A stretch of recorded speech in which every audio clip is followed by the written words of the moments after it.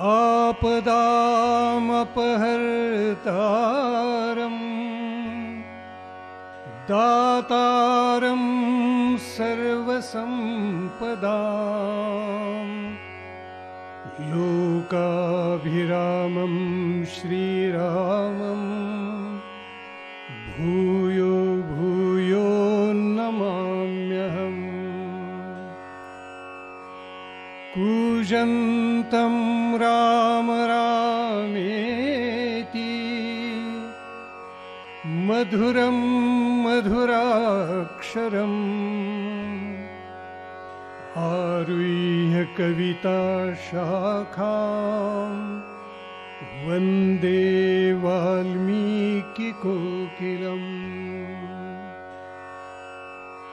मनोजवं मारुततुल्यवेगं जितेन्द्रियं बुद्धिमतां वरिष्ठं वातात्मजं वानरयूथमुख्यं श्रीरामदूतं शरणं प्रपद्ये। महारत्नपीठे शुभे कल्पमूले सुखासीनमादित्यकोटिप्रकाशम् सदा जानकी लक्ष्मणोपेतमेकम् सदा रामचन्द्रं भजेऽहं भजेऽहम्।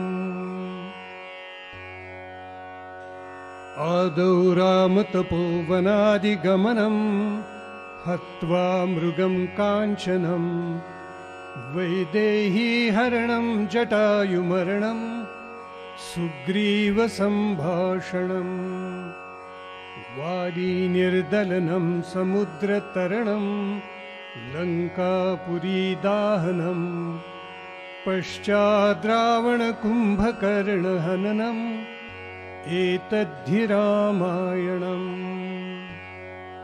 राजाधिराज रामचंद्र महाराज की जय। महारुद्र हनुमान की जय। जय जय रघुवीर समर्थ।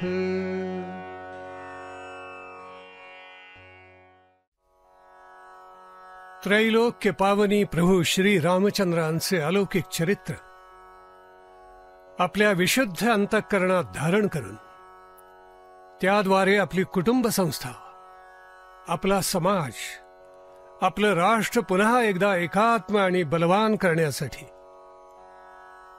एकसंघ करण्यासाठी अत्यंत आदरानं, आस्थेनं, निष्ठेनं, श्रद्धेनं, आंतरिक ओढीनं या स्थळी उपस्थित असलेले प्रभू रामचंद्रांचे सर्व भक्त, भगिनी, बांधव आणि महाविद्यालयीन तरुण आणि तरुणी, ज्या हिंदू धर्मामध्ये आपण सर्वांनी जन्म घेतलेला आहे तो हिंदू धर्म आणि हिंदू संस्कृती सर्वार्थानं कृतार्थ आणि धन्य आहे. आमच्या पूर्वजांनी जे स्वप्न पाहिलं ते केवळ अलौकिक आहे. अयम निजः परो वेत्ती गणना लघुचेतसाम उदार चरितानाम तू वसुधैव कुटुंबकम. हा माझा आणि तो दुसऱ्याचा असा भाव सामान्य माणसाच्या मनामध्ये असतो. पण ज्याचं हृदय विकसित झालेलं आहे, ज्याचं काळी सुपासारखं आहे, ज्याच्या हृदयाच्या भावना आकाशासारख्या व्यापक झालेल्या आहेत, असे महानुभाव एकच म्हणतात वसुधैव कुटुंबकम. ही अवघी वसुंधरा म्हणजे एका कुटुंबासारखे, एका घरासारखी आहे. मग ही सगळी पृथ्वी जर एक घर असेल तर त्या घराचा दिवाणखाना म्हणजे कदाचित अमेरिका. त्यात मांडलेल्या सुंदर सुंदर वस्तू म्हणजे कदाचित व्हिएन्ना किंवा स्वित्झर्लंड. त्या घराची उद्यमशीलता म्हणजे चीन किंवा जपान. त्या घराचं दुकान म्हणजे युरोप, पण त्या घराचं देवघर मात्र निस्संशय आपला भारत. घराला जे घरपण प्राप्त होतं ते देवघरामुळे प्राप्त होत असतं. विश्वरूपी घराचं देवघर म्हणजे आपला भारत आहे. विश्वरूपी घराचं मंदिर म्हणजे भारत आहे. विश्वरूपी घराला हे मंदिर जर कोणी प्रदान केलं असेल तर ते आमच्या सगुणावतारांनी, आमच्या आचार्यांनी, आमच्या संतांनी प्रदान केलेले आहे. त्याही सगुणावतारांमध्ये प्रभू रामचंद्र आणि भगवान श्रीकृष्ण यांची स्थानं केवळ अलौकिक आहेत, कारण ते उभयता साक्षात युगावतार आहेत, युगपद्म आहेत. वाल्मिकी रामायण म्हणजे भारतीय संस्कृती आणि हिंदू धर्माचं सार आहे. प्रभू रामचंद्र म्हणजे भारतवर्षाचा साक्षात आत्मा आहे, महाप्राण आहे. वाल्मिकी रामायण म्हणजे आपलं पहिलं महाकाव्य आहे. महर्षी वाल्मिकी हे आदिकवी आहेत. या आदिकवीनं तुम्हा आम्हाला रामायण रूपी आर्ष काव्य प्रदान केलेलं आहे. श्री रामचंद्रांचं अलौकिक चरित्र ग्रथित करून पुढल्या अनंत पिढ्यांना देण्याचं श्रेय महर्षी वाल्मिकींना आहे. श्री रामचंद्रांचं चरित्र आहे, भगवान श्रीकृष्णांचं चरित्र आहे. तुम्हा आम्हा सर्वांची आयुष्य असतात, पण लोकोत्तर महात्म्यांची, युगावतारांची चरित्र असतात.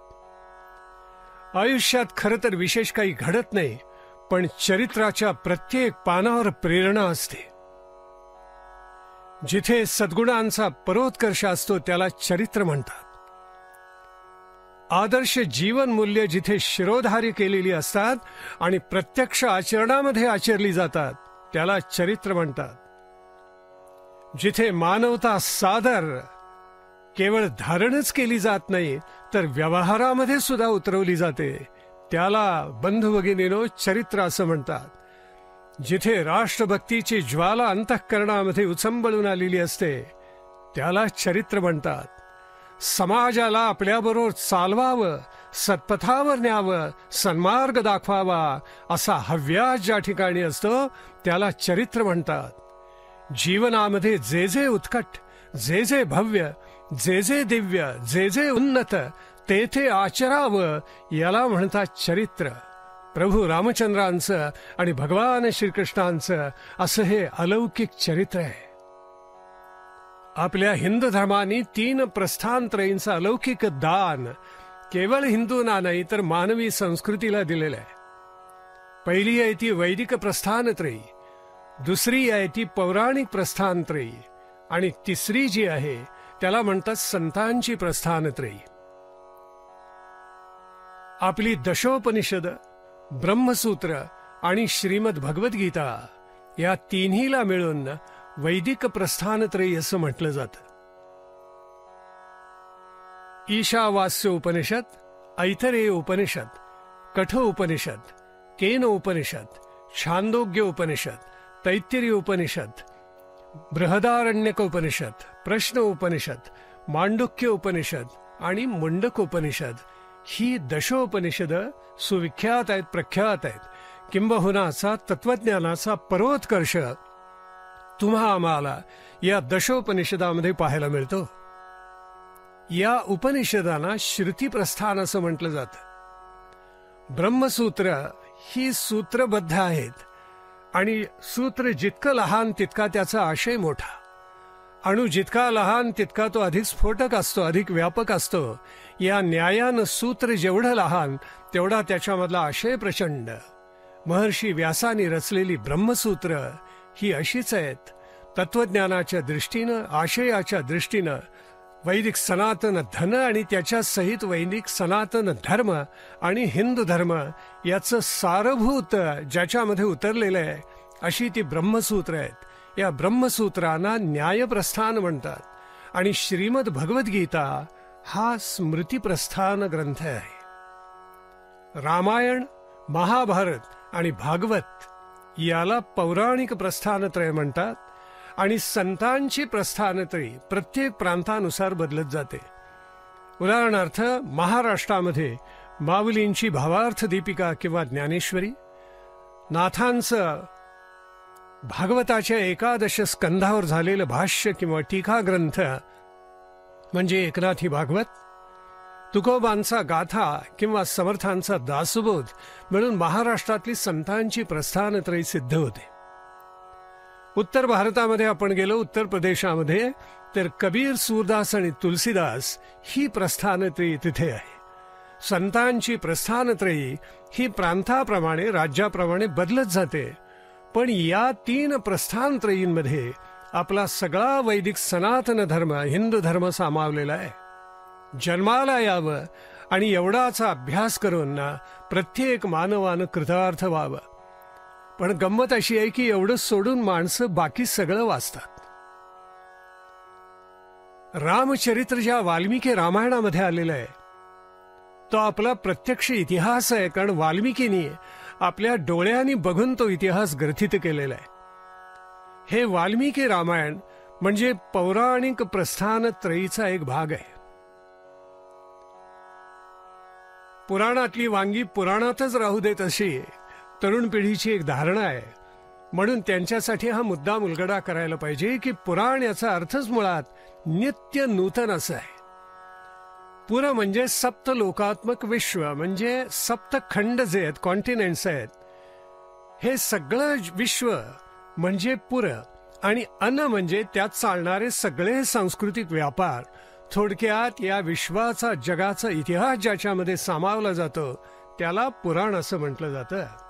पुरा अधिक अन म्हणजे पुराण, जे नित्य नूतन असतं आणि तुम्हा आम्हाला अनंत विद्या कला प्रदान करतं, इतिहासाचं पथप्रदर्शक असतं, त्याला पुराण असं म्हटलं जातं. अशी पुराणांची महती आहे.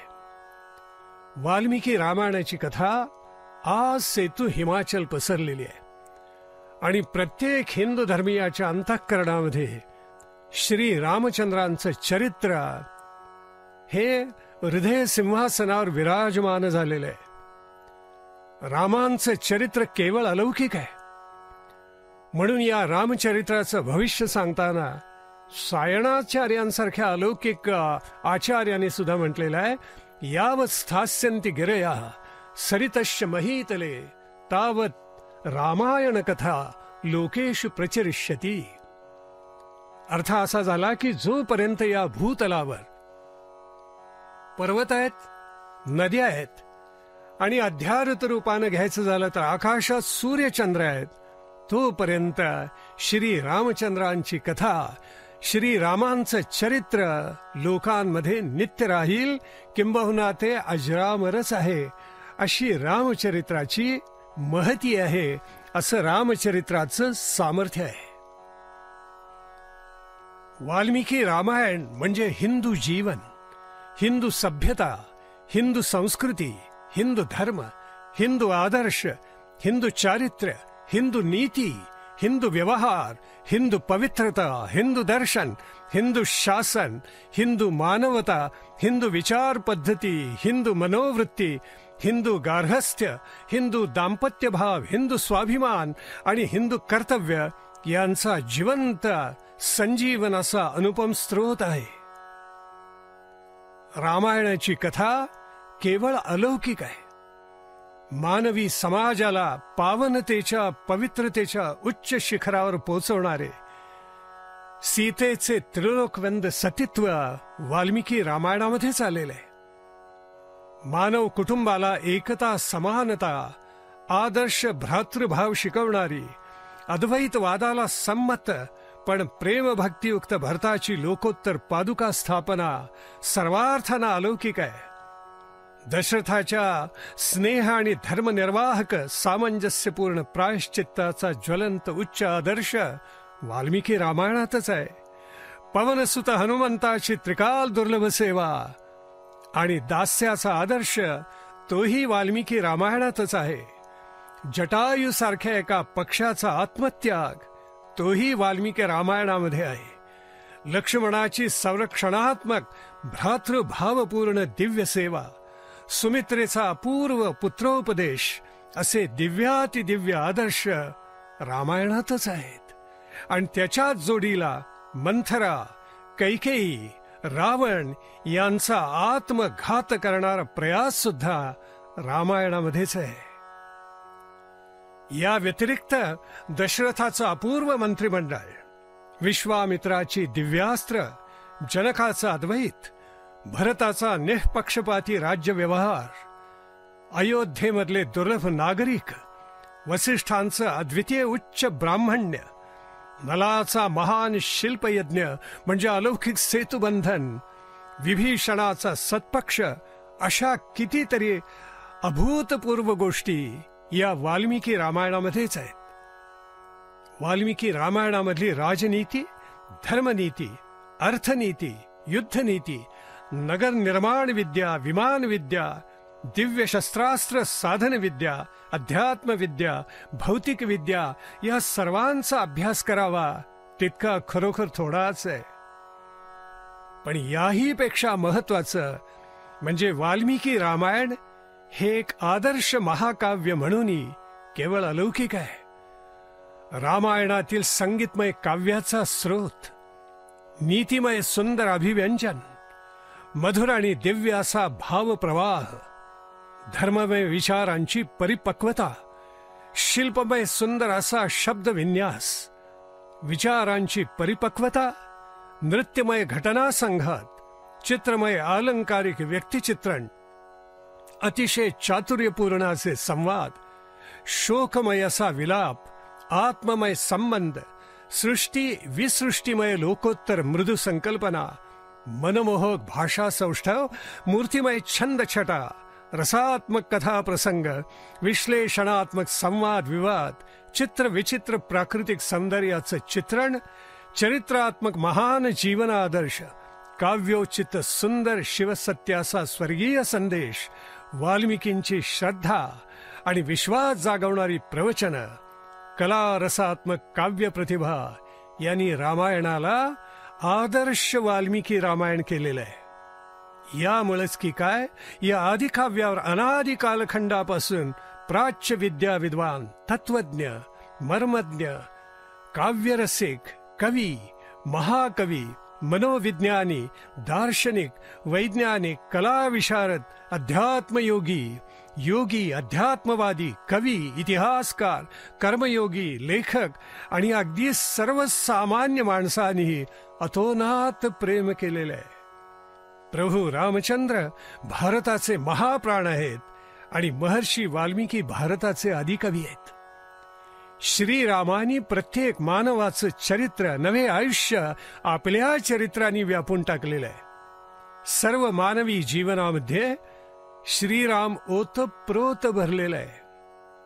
आजही माणसं परस्परांना भेटली की म्हणतात राम राम. एखाद्याचं जीवन निरर्थक असलं की आपण म्हणतो त्याच्या जीवनात काहीच राम नाही. अगदी शेवटच्या श्वासाला सुद्धा रामच, आणि शेवटचा श्वास संपल्यानंतर सुद्धा, मरणोत्तर सुद्धा रामनामच तारत असतं. श्री रामचंद्रांच्या चरित्राला या विश्वामध्ये, या जगामध्ये तोड नाही. ते इतकं आदर्श आहे की परदेशी लोकांना ते केवळ काव्य वाटतं. पण हा आमच्या राष्ट्रामध्ये घडलेला आदर्शतम इतिहास आहे. श्री रामचंद्र मर्यादा पुरुषोत्तम आहेत. आदर्श पुत्र, आदर्श पती, आदर्श बंधू, आदर्श मित्र, आदर्श योद्धा, आदर्श राजा, आदर्श सरसेनापती, या सर्व दृष्टीनं प्रभू श्री रामचंद्रांचं चरित्र केवळ अतुलनीय आहे. शौर्य, धैर्य, तेजस्विता, बुद्धिमत्ता, स्वार्थत्याग, वक्तृत्व, इंद्रियजय, निस्पृहता, नीतिसंपन्नता, सदाचरण, सर्व जीवन मूल्यांचा विचार करता श्री रामांचं चरित्र खरोखर लोकोत्तर आहे. श्रीराम एक वचनी आहेत, एक बाणी आहेत, तपस्वी आहेत, राजनीतिज्ञ आहेत. श्रीरामांच्या इतकंच सीतेचं चरित्रही आदर्श, अजोड आणि अनुपमेय आहे. खरं सांगायचं झालं तर श्रीराम आणि सीतेचं दोघांचं अलौकिक चरित्र जिथे एका ठाई येतं, जिथे त्यांचा समन्वय होतो, संगम होतो, तेच रामराज्य आहे. जगातील पतिव्रता स्त्रियांमध्ये पतिपरायण अशा सीतेचं स्थान बंधू भगिनीनो अत्युच्च आहे. रामायणात आलेल्या सर्व ऐतिहासिक स्त्री व्यक्तिरेखांमध्ये सीतेचं चरित्र सर्वोत्तम, संपूर्ण आदर्श आणि पिढ्यानपिढ्या नव्हे तर युगानुयुग अनुकरणीय असंच आहे. म्हणूनच सीता चरित्र हिंदू समाजातील प्रत्येक स्त्रीला कोणत्याही काळात, कोणत्याही परिस्थितीत, कोणत्याही समाजात नित्य पथदर्शकच आहे. सीतेचं चरित्र म्हणजे अनंत सद्गुणांची आणि जीवन मूल्यांची खाण आहे. असाधारण पातिव्रत्य, त्याग, शील, निर्भयता, शांती, क्षमा, सौहार्द, सहनशीलता, धर्मपरायणता, नम्रता, संयम, सेवा, सदाचार, व्यवहार चातुर्य, साहस, शौर्य, सौंदर्य किती म्हणून सांगावेत असे अनंत गुण एकत्र क्वचितच दुसऱ्या कोणत्या स्त्रीमध्ये आपल्याला पाहायला मिळतील. सीतेसारखं पवित्र जीवन आणि अनुपमेय पतिभक्तीचं उदाहरण जगाच्या इतिहासात मिळणं कठीणच काय, अशक्य आहे. जन्मापासून ते भूमिगत होईपर्यंत सीतेच्या सर्व गोष्टी पवित्र आणि आदर्शच आहेत.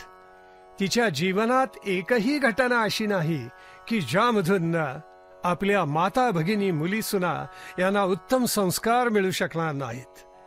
म्हणून आजवर जगात जितक्या स्त्रिया झाल्या त्यात सीता ही सर्वोत्कृष्ट पतिव्रता असं म्हटलं तर ते योग्य आणि सार्थच आहे. रामकथा अत्यंत प्राचीन आहे. किंबहुना ऋग्वेदाच्या दशम मंडलातली 3ऱ्या सूक्तातली 3री ऋचा रूपकात्मक म्हणून एक श्लोकी रामायण मानली जाते. त्या ऋचेचा प्रारंभ आहे भद्रो भद्रया सचमान आगात स्वसारम जारो अभ्येती पश्चात. असे रूपकात्मक उल्लेख ऋग्वेदात पहिल्या मंडलात, दशम मंडलात, किंबहुना अथर्ववेदाच्या 19व्या मंडलामध्ये, शतपथ ब्राह्मणामध्ये, श्री रामोत्तर उत्तरतापिनी उपनिषदात, श्री राम पूर्वतापिनी उपनिषदात, सीता उपनिषदात असे असंख्य ठिकाणी पाहायला मिळतात. अथर्ववेदाच्या 10व्या मंडलामध्ये अयोध्येचा उल्लेख आलेला आहे. या दृष्टीने उच्चार करता श्रीरामांची चरित्रकथा अत्यंत प्राचीन आहे हे सिद्ध होतं. पण अयोध्या म्हणजे मानवाचा देह असंही रूपकात्मक दर्शन आपल्याला वेदामध्ये केलेलं दिसतं. पण संत चरित्रामध्ये, आचार्य चरित्रामध्ये श्रीरामांच्या व्यक्तिमत्वाला, श्रीरामांच्या चरित्राला, युगप्रवर्तक कामगिरीला केवळ अलौकिक स्थान आहे. म्हणूनच योग वासिष्ठ ग्रंथामध्ये रामस्तु भगवान स्वयं आणि ब्रह्मसंहितेमध्ये राघवो भगवान स्वयं असा स्पष्ट उल्लेख आलेला आहे. अर्थात राम म्हणजे प्रत्यक्ष परब्रह्म आहे, राम म्हणजे प्रत्यक्ष भगवान आहे. स्वतः महर्षी वाल्मिकींनीही श्रीरामाना आदिकर्ता स्वयंप्रभू असं वाल्मिकी रामायणाच्या युद्धकांडामध्ये म्हटलेलं आहे. याज्ञवल्क्य स्मृती तर प्रभू रामचंद्रांना परब्रह्म म्हणते. याज्ञवल्क्य स्मृतीमध्ये म्हटलेलं आहे अवतारा बहवः सन्ति कला अंश अंशांश विभूतया राम एव परब्रह्म सच्चिदानंदमव्ययम्. अर्थ असा झाला की अवतार नानाविध प्रकारचे असतात, बहुविध प्रकारचे असतात. त्यातले काही अंश, काही कला, काही अंशांश, काही विभूतीचे, काही आक्रमक, काही विक्रमाचे, काही मर्यादा, काही परिपूर्ण. पण या सगळ्या अवतारांमध्ये राम एव परब्रह्म सच्चिदानंदमव्ययम्. राम साक्षात परब्रह्म आहे, सच्चिदानंद स्वरूप आहे आणि अव्यय आहे म्हणजे निरंतर आहे, शाश्वत आहे. सायणाचार्यांचा उल्लेख आपण प्रारंभीच केला की या भूतलावर जोपर्यंत पर्वत आणि नद्या आहेत तोपर्यंत ही रामायण कथा लोकात नित्य प्रचलित राहील. महर्षी अत्री, अनसूया यांची राम, लक्ष्मण आणि सीता यांच्याशी भेट झालेली होती. तेच महर्षी अत्री काय म्हणतात पहा. ते म्हणतायत, नमामि भक्तवत्सलम कृपालुशील कोमलम जगद्गुरूं च शाश्वतम तुरीयमेव केवलम.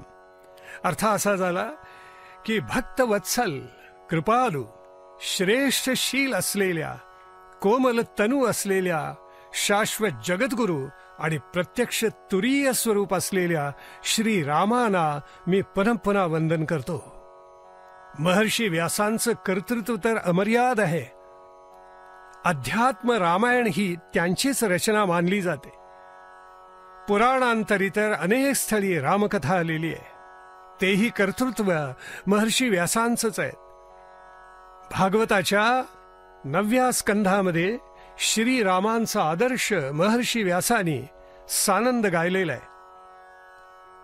शुकाचार्य हे राजाला, परीक्षिताला सांगताना म्हणतात, किंवा शुकाचार्य भगवंताची स्तुती करताना म्हणतात, प्रभो, आपला अवतार केवळ दुष्टांचा वध करण्यासाठी नसून माणसाला सन्मार्ग दाखवून त्यांचे शिक्षण करण्यासाठी आहे. यामध्ये किती सुंदर भाव दडलेला आहे पहा. शुकाचार्य म्हणतात, मर्त्यावतारस्त्विह मर्त्य शिक्षणम रक्षोवधायैव न केवलम विभो.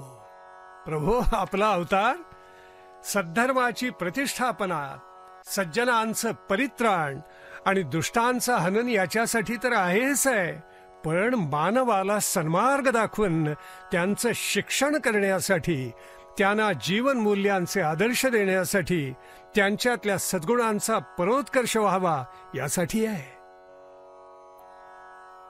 असं म्हणतात की कालिदासासारखा महाकवी झाला नाही, आणि खरोखर झाला नाही. त्याची प्रतिभा, त्याची प्रज्ञा, त्याचं पांडित्य सर्वार्थानं अलौकिक आहे. याच महाकवी कालिदासानं रघुचा सगळा वंश महाकाव्य स्वरूपामध्ये म्हणजे रघुवंशात लिहिलेला आहे. या महाकाव्याच्या प्रारंभी तो म्हणतो, क्वच सूर्य प्रभवो वंशः क्वचाल्प विषयामतिः तितिर्षुर्दुस्सर मोहात उडुपेनास्मि सागरम. अर्थात कुठे तो अलौकिक रघुवंश आणि कुठे माझी अल्पमती. रघुवंशावर महाकाव्य लिहिणं म्हणजे तराफ्यावर बसून सागर पार करण्याचं धाडस मी करतोय.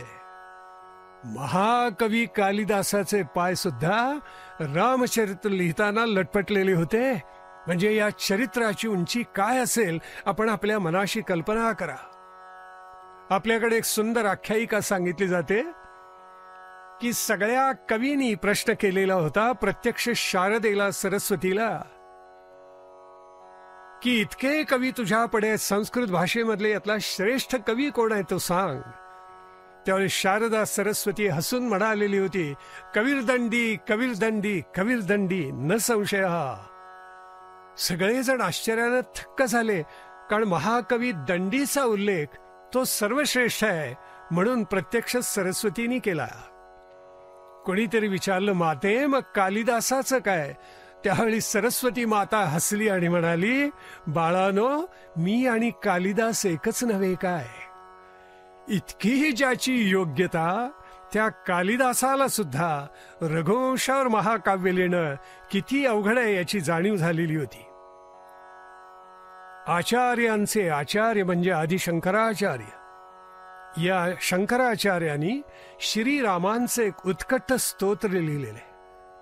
त्या स्तोत्रामध्ये आदि शंकराचार्य म्हणतात, महारत्नपीठे शुभे कल्पमूले सुखासीनमादित्य कोटि प्रकाशम सदा जानकी लक्ष्मणोपेतमेकम सदा रामचंद्रम भजेहम भजेहम.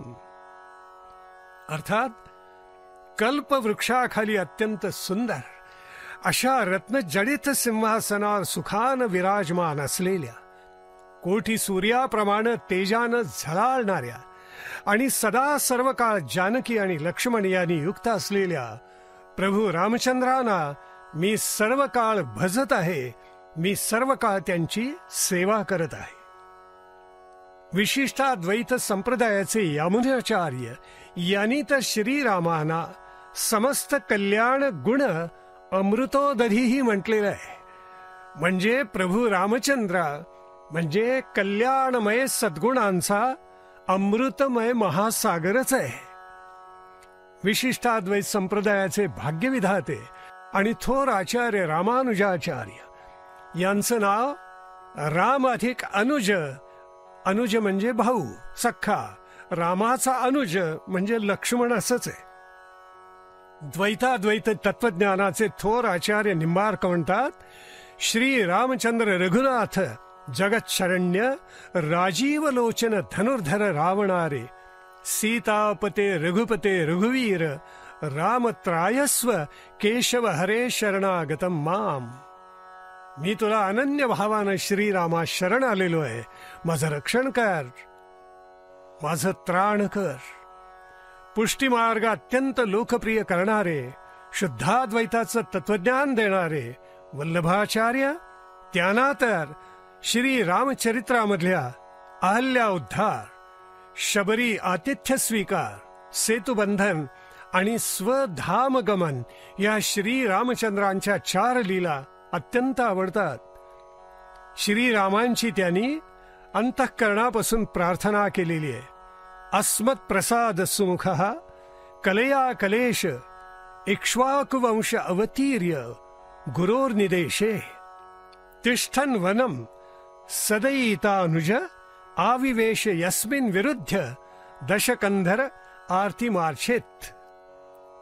ध्वन्यालोककार आनंदवर्धन समाजाला उपदेश करताना म्हणतात, रामादिवत वर्तितव्यम न तु रावणादिवत. अर्थात मानवाचं वर्तन श्री रामचंद्रांप्रमाणे असावं, रावणासारखं कदापि नसावं. रामरहस्य उपनिषदात राम एव परम ब्रह्म, राम एव परम तपः, राम एव परम तत्वम, श्रीरामो ब्रह्म तारकम असा श्रीरामांचा अलौकिक गौरव केलेला आहे. आनंद रामायण तर रामांचा गौरव कसं करतं पहा. सारकांडाच्या 12व्या सर्गामध्ये आनंद रामायण म्हणतं, लीला शरीरम रणरंगधीरम. पहा बरं काय म्हणते आनंद रामायण.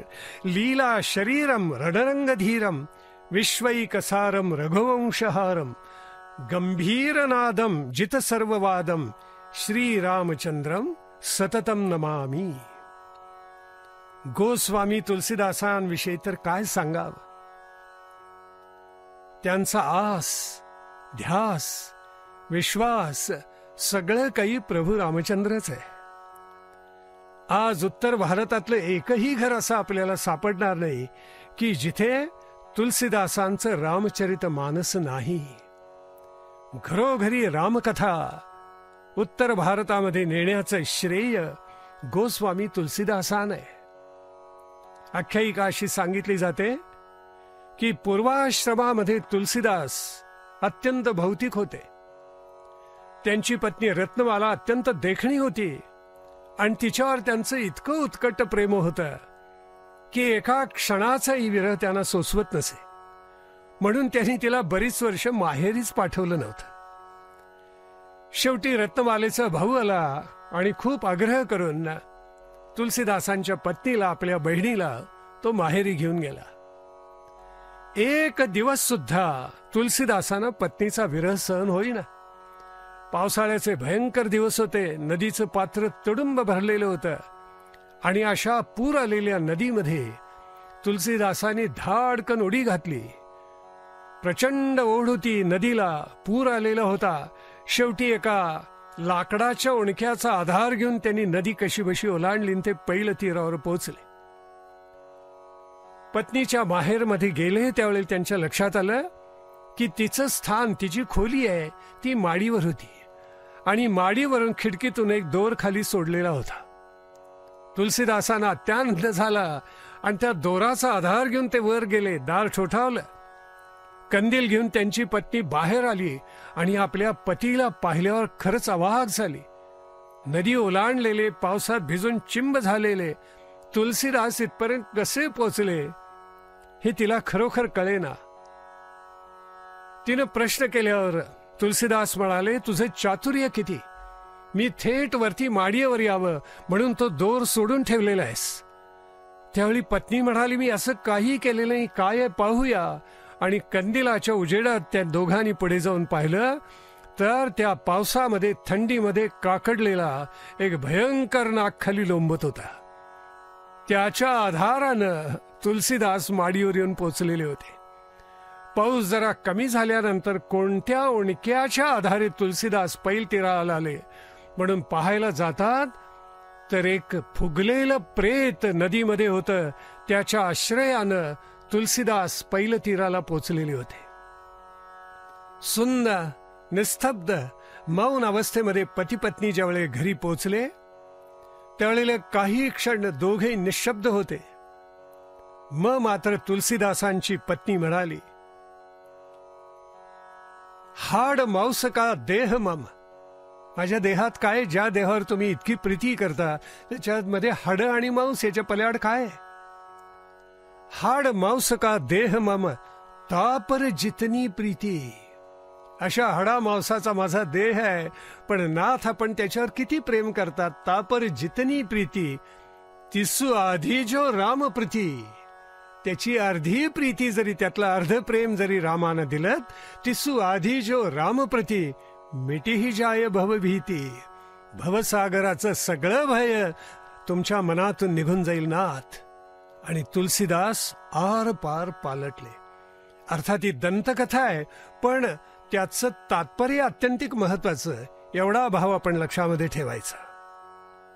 पुढे तर श्री रामचंद्र तुलसीदासांना सर्वस्व झाले. पडणे की हद समझण है हे कबीरानी पुढे म्हटलं. पण तत्पूर्वी गोस्वामी तुलसीदास काय म्हणतात पहा. एक भरोसो, एक बल, एक आस विश्वास, एक राम घनश्याम, हित चातक तुलसीदास. आहा, केवढी अपरंपार श्रद्धा. आणि चित्रकूटाजवळ मंदाकिनी नदीजवळ तर कौतुकच घडून गेलं की चित्रकूट के घाट पर भई संतन की भीर. चित्रकूट के घाट पर भई संतन की भीर, तुलसीदास चंदन घिसे तिलक देत रघुबीर. उलटच घडलं. काय तपश्चर्या तुलसीदासांची असेल की चित्रकूटाच्या घाटावर त्या नदीच्या तीरावर संतांची प्रचंड गर्दी झालेली होती आणि आपल्या आराध्य दैवताच्या कपाळी तिलक लावावा, गंध लावावं म्हणून तुलसीदास अष्टगंध उगाळत होते. आणि चमत्कार घडला. प्रत्यक्ष प्रभू रामचंद्र प्रगट झाले. त्यांनी ते अष्टगंध घेतलं आणि तुलसीदासांच्याच कपाळाला ते लावलं. तिलकयुक्त त्यांचं कपाळ करून टाकलं. एवढी पुण्याई आमच्या गोस्वामी तुलसीदासांची. उत्तर भारतावर यवनी आक्रमण भयाण झालेली होती. 700-800 वर्ष उत्तर भारत या दुष्टांनी तुडवून काढलेलं होतं. अमानुष्य आक्रमण होतं. हे आक्रमण दुहेरी होतं. एक राजसत्तेचंही होतं आणि धर्मसत्तेचंही होतं. हिंदू धर्माला मोडून काढण्यासाठी होतं. नानाविध प्रकारे आमच्या समाजाला बाटवणारं होतं. याचा खरा प्रतिकार धर्माच्या माध्यमातून, तत्वज्ञानाच्या भक्तिमाच्या माध्यमातून आमच्या तुलसीदासांनी केला. सूफी संत येत आणि आमच्या सामान्य जनांना भुलवून टाकत असत, फसवत असत आणि म्हणत असत, अरे तुमचं परब्रह्म निर्गुण, आमचं अनल हक तेही निर्गुण, तुम्ही आम्ही एकच नाही काय. आणि सामान्य जन भुलत असत. यात एक प्रचंड घाव कशावर होता आमच्या हिंदू समाजाच्या लक्षात आलेला नव्हता. तो म्हणजे आमच्या सगुणावतारांवर होता.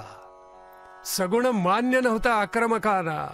तो सगुण अवतार प्रभू रामचंद्र कसा अलौकिक आहे याचं केवळ दिग्दर्शन तुलसीदासांनी केलं नाही. तुलसीदासांनी उत्तर भारतामधल्या प्रत्येक हिंदू मानवाच्या हृदयामध्ये त्याच्या हृदय सिंहासनावर प्रभू रामचंद्रांची सादर भक्तियुक्त ज्ञानयुक्त स्थापना केली. या तुलसीदासांचं न फिटणार ऋण उत्तर भारतावर आणि पर्यायानं आपल्या संपूर्ण भारतावर आहे.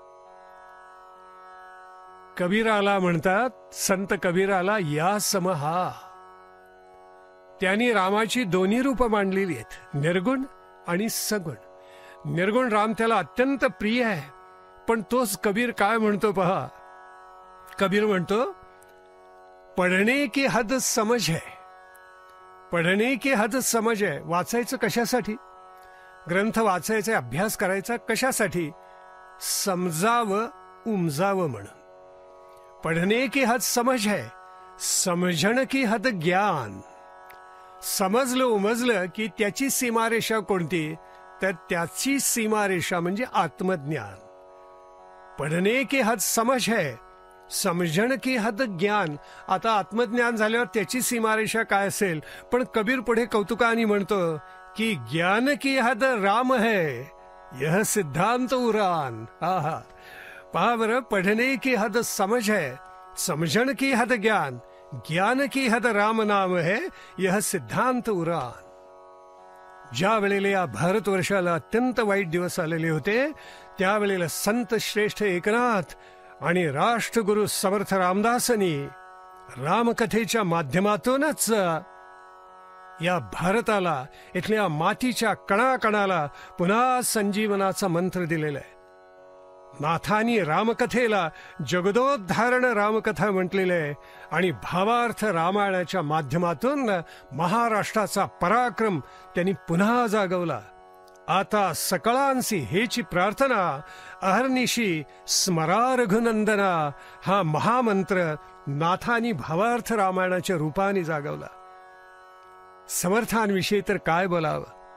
भक्ती आणि शक्तीचा, धर्मसत्तेचा आणि राष्ट्रकारण सत्तेचा अपूर्व समन्वय त्यांनी केला. मुख्य हरिकथा निरूपण, दुसरे ते राजकारण, तिसरे ते सावधपण सर्वांविषयी सांगणारा हा अलौकिक राष्ट्रगुरु संत. ते समर्थ म्हणतात, श्रीराम हा देवांचाही देव आहे. युद्धकांडामध्ये त्यांनी लिहिलेल्या युद्धकांडामध्ये समर्थांनी शंकरापासून ब्रह्मादिकांपर्यंत अनेक देवतांची यादी दिलेली आहे. अर्थात विठ्ठली त्यात आलाच, पण या सर्वांपेक्षा श्रीरामाची कथा त्यांना श्रेष्ठ वाटते. समर्थ म्हणतात, कथा शंकराची, कथा कार्तिकाची, कथा चंडिकेची, कथा मोरयाची, कथा व्यंकटाची, कथा विठ्ठलाची, कथा मल्लयाची, कथा भैरवाची, कथा नृसिंहाची, वामना भार्गवाची, कथा कौरवा पांडवा माधवाची, कथा देव इंद्रादि ब्रह्मादिकांची, पण समस्तांमध्ये श्रेष्ठ या राघवाची. जेणे फेडीला पांग ब्रह्मादिकांचा, बळे तोडीला बंद त्या त्रिदशांचा, म्हणून कथा थोर या राघवाची, जनी ऐकता शांत होते भवाची. बिपिनचंद्र सरस्वती या नावाचे एक महाविद्वान पंडित उत्तरेकडे होऊन गेले. त्यांनी 4 रूप श्रीरामांची, चतुर्विध रूप स्पष्ट करताना फार सुंदर उलगडा केलाय. ते म्हणतात, एक राम दशरथ का बेटा, एक राम दशरथ का बेटा, एक राम घट घट में लेटा. आहा, एक राम दशरथ का बेटा, एक राम घट घट में लेटा, एक राम का सकल पसारा, एक राम है सबसे न्यारा.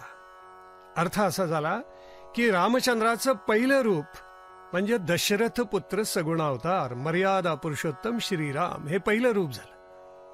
दुसरं, एक राम घट घट में लेटा. घट म्हणजे आपला देह, आपली काया, आपलं शरीर. प्रत्येक मानवाच्या अंतर्यामी असलेला आत्मा हा श्रीरामच आहे, हे त्याचं दुसरं रूप. एक राम का सकल पसारा, अर्थात संपूर्ण विश्व हे त्या रामचंद्राचाच विस्तार आहे, हे त्याचं तिसरं रूप. आणि शेवटचं, एक राम है सबसे न्यारा, याचा अर्थ सर्वांहून अलिप्त असलेलं, निरंजन, निष्कल, निर्गुण, निराकार परब्रह्म हे त्याचं सत्य स्वरूप आहे. अशी ही रामाची चतुर्विध सुंदर रूप बिपिनचंद्र सरस्वतींनी सांगितली आहे. आज उत्तर भारतामध्ये रामचरित्र प्रत्येक मानवाला शिरोधारी आहे. केवळ उत्तर भारतामध्ये नाही, आ सेतू हिमाचल रामकथा पराकोटीची लोकप्रिय आहे. कौतुक असं आहे की आपल्या परंपरेमध्ये अनेक रामायणांचा उल्लेख येतो. वाल्मिकी रामायणाची प्रेरणा घेऊन अनेक रामायणं लिहिली गेलेली आहेत. आज त्यातली अनेक रामायणं अनुपलब्ध आहेत, पण किती रामायणं लिहिली गेली ते वाचताना सुद्धा मन अक्षरशः थक्क होऊन जातं. काही उदाहरण आपल्याला मुद्दाम सांगतो. अगस्त्य रामायण श्लोक संख्या 16,000, चांद्र रामायण श्लोक संख्या 75,000, दुरंत रामायण म्हणजे वसिष्ठ जनक संवाद रूपाने लिहिले गेलेलं श्लोक संख्या 61,000, देव रामायण 1,00,000 श्लोक संख्या, मंजुल रामायण हे महर्षी सुतीक्ष्णाने लिहिलेले बरं का, त्याची श्लोक संख्या 1,20,000, महारामायण शिवपार्वती संवाद रूपाचं 3.5 लाख श्लोक संख्या, मैंद रामायण मैंद आणि कौरव संवाद रूप 52,000 श्लोक संख्या, रामायण चंपू म्हणजे शिव नारद संवाद रूप असलेलं 15,000 श्लोक संख्या, रामायण मणिरत्न म्हणजे वसिष्ठ अरुंधती संवाद रूप 36,000 श्लोक, रामायण महामाला शिवपार्वती संवाद रूप 56,000 श्लोक, लोमश रामायण 32,000, समृत्त रामायण नारदकृत 24,000, सुब्रह्म रामायण 32,000, सौपद्य रामायण महर्षी अत्रीकृत 62,000, शौर्य रामायण म्हणजे हनुमान सूर्य संवाद रूप 62,000, सौहार्द रामायण महर्षी शरभंगकृत 40,000 आणि ब्रह्मदेव नारद संवाद रूप स्वयंभुव रामायण 18,000 श्लोक. अशी ही रामायण इतिहासात होती, पण आज ती उपलब्ध नाहीयेत. या सगळ्या रामायणांची श्लोकसंख्या जवळजवळ 10 लाखाच्या घरामध्ये जाते. म्हणजे रामायणाचा या राष्ट्रामध्ये झालेला विस्तार केवढा प्रचंड आहे हे तुमच्या सहज लक्षात येईल. आता गंमत पहा की वाल्मिकी रामायणाच्या प्रेरणेनं अनेक प्रादेशिक रामायण सुद्धा निर्माण झाली, त्या प्रादेशिक भाषांमध्ये निर्माण झाली. तमिळ भाषेमध्ये कंब रामायण निर्माण झालं, डोगरी भाषेमध्ये काश्मीरी झालं, बंगाली भाषेमध्ये कृत्तिवास रामायण झालं, गुजराती भाषेमध्ये गिरिधर रामायण झालं, ज्यांनी आपल्या शक्तिभक्तीच्या समन्वयानं खालसा पंथ स्थापन करून आमच्या शीख बांधवांचा पराक्रम, त्या पराक्रमाचा परोत्कर्ष केला. त्या गुरु गोविंद सिंगांनी पंजाबी भाषेमध्ये गोविंद रामायण लिहिलं, कानडी भाषेमध्ये तोरवे आणि पंप रामायण निर्माण झाली, प्राकृत भाषेमध्ये पौमचर्यम हे रामायण निर्माण झालं, ओडिशी उडिया भाषेमध्ये बलराम रामायण, मराठीत नाथांचा आत्ताच ज्याचा आपण उल्लेख केला ते भावार्थ रामायण, आसामी भाषेमध्ये माधव कंदली रामायण, तेलुगू भाषेमध्ये मोल्ल रामायण हे स्त्रीनी लिहिलेलं आहे बरं का. इथल्या माता भगिनींना नितांत गौरव वाटला पाहिजे. तेलुगू भाषेमध्ये मोल्ल रामायण आणि रंगनाथ रामायण अशी 2 रामायण निर्माण झाली.